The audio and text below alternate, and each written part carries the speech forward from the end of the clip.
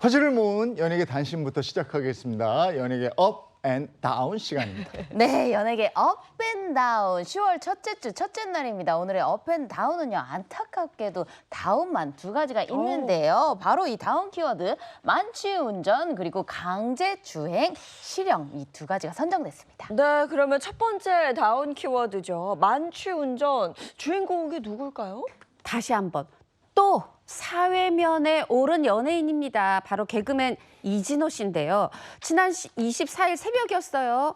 이 개그맨 이진호 씨가 무려 인천에서 경기도 양평에 있는 자택까지 만취 상태로 운전하다 경찰에 검거돼 큰 충격을 안겼습니다. 네, 그런데 이진호 씨를 음주운전으로 신고한 사람 역시 의외의 인물이었는데요. 바로 이진호 씨의 여자친구였습니다.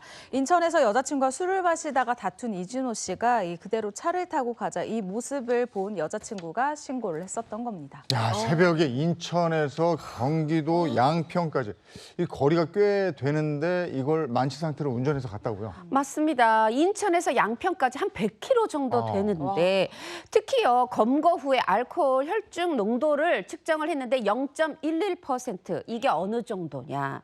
이 정도 되면은 신호등이고 경적이고 표지판이고 제대로 파악할 수 없는 사고 위험이 아주 높아지는 사실요 면허 취소 수준이 0.08 이상이거든요. 0.08보다도 한참 높은 0.11이 나온 거예요. 정말 만취 운전 상태였던 거죠. 네, 이에 이진호 씨의 소속사가 공식 입장을 통해서 이진호 씨의 상황을 그대로 이야기를 했습니다. 음주운전이 사실이 맞다라는 확인이었는데요. 이진호는 이번 일에 관련하여 이 일말의 변명과 핑계 없이 자신의 잘못이라 생각하며 깊이 반성하고 있습니다. 다시 한번 심려를 끼쳐드리게 되어 진심으로 사죄드립니다라고 얘기를 했습니다. 관할 경찰서에서 요구한 이 조사를 모두 마쳤고 처분을 기다리는 상황이다라고 얘기를 했는데요. 나오는 대로 이 처분이 나온 대로 성실히 이행하겠다라고 덧붙이기도 했죠. 그런데 이진호 씨가 최근에 또 불미스러운 일이 있었잖아요.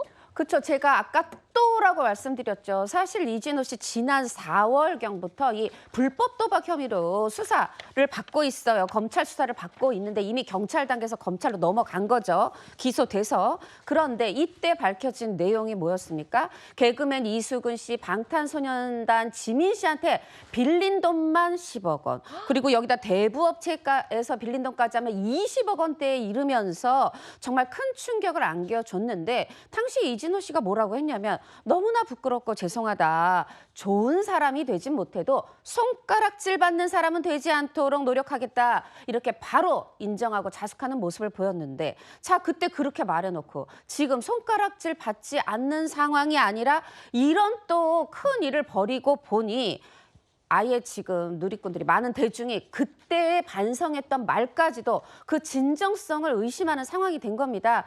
이 정도 되면 개그맨 이진호 씨의 연예계 복귀 한 발 더 멀어졌다. 이런 해석이 나오고 있습니다. 네, 또 다른 다운 키워드가 있습니다. 강제추행 실형. 이건 또 무슨 소리입니까? 네, 배우 선우은숙 씨의 친언니를 강제추행한 혐의로 실형을 확정받은 인물이죠. 바로 방송인 유영재 씨의 소식입니다.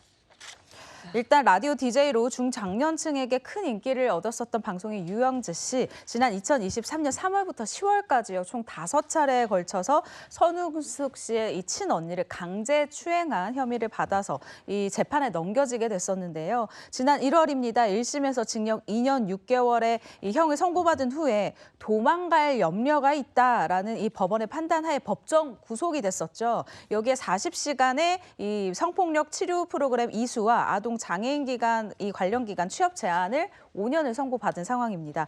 결국 당시에 계속해서 혐의를 부인해 오던 유영재 씨가 항소심에서는 결국 이 공소 사실을 인정을 했고요. 2심을 거쳐서 지난 25일 대법원 판결까지 원심 그대로 확정이 돼서 징역 1년 6개월 실형을 확정받게 됐습니다. 네, 이 사건이 더 충격적이었던 이유가요. 선운숙 씨의 친언니를 상대로 범행을 했다. 이 부분이 아닐까 싶습니다. 맞습니다. 사실 이제 선운숙 씨가 배우 이영하 씨랑 이혼하고 나서 사실 요때 좀 중요하거든요. 근데 그때 초고속으로 한 전화 통화만 일주일 하다가 이렇게 유영재 씨랑 결혼을 했고 1년 6개월 만에 파경을 맞았어요.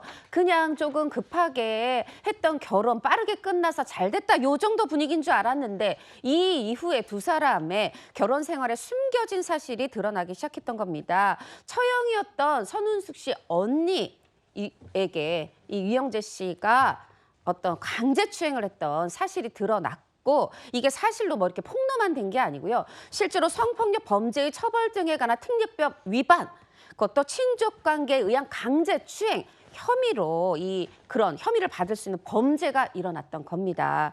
여기에 이 선운숙 씨는 사실 이걸 뒤늦게 알았어요. 언니가 동생의 두 번째 결혼 어떻게 보면 지켜주려는 마음에 얘기를 하지 않다가 이 이혼했던 걸 다시 되돌리려고 하자 이때 말한 겁니다. 그러면서 여기서 또 하나 선운숙 씨가 칼을 빼든 게 있었죠.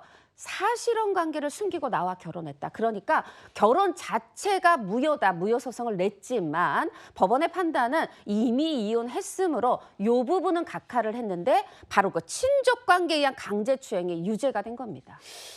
이게 친족이 내 언니한테 이런 일이 생겼단 말이에요. 네. 선운숙 씨 신경이 참 혼란스럽고 복잡했을 것 같은데 말이에요. 네, 유영재 씨는 항소심에서 계속해서 선처를 호소를 하면서 피해자를 위해 수천만 원의 형사 공탁금을 걸었다라면서 이 감형을 좀 유도하기도 했습니다. 피해자 선운숙 씨 공탁금 수령 의사가 없다라고 이렇게 명백히 밝히고 끝까지 엄벌을 요구했는데요. 선운숙 씨는 이번에 1년여에 걸친 재판을 모두 끝낸 후에 변호사를 통해서 그 속이 어떨까요? 정말 그 신경을 밝히기도 했는데 피해에 대한 상처 회복에 노력하고 있지만 좀처럼 회복하지 못하고 있다. 건강한 모습으로 다시 찾아뵙겠다라고 했죠. 여전히 힘든 상황임을 이 문장에서 느낄 수가 있습니다. 게다가 선운숙 씨와 이 친언니에게 심각한 악플 등으로 이 2차 가해 행위를 한 트라우마 역시 굉장히 심각하다고 전해져서요.